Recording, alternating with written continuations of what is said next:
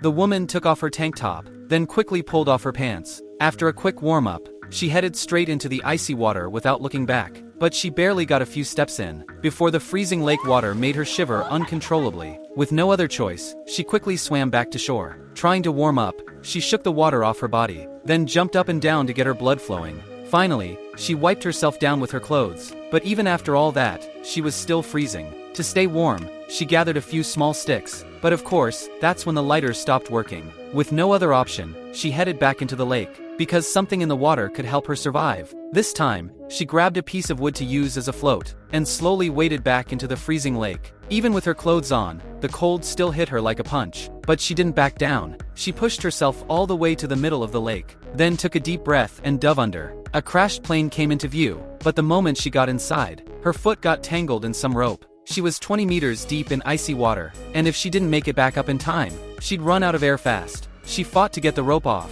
grabbed 2 backpacks, and kicked her way to the surface. After a short break, she dove back down again, this time to grab the plane's radio, but the equipment was completely stuck in place. No matter how hard she pulled, it wouldn't budge. Exhausted and freezing, she clung to the wood float, strapped the backpacks to either side, and paddled toward shore with everything she had.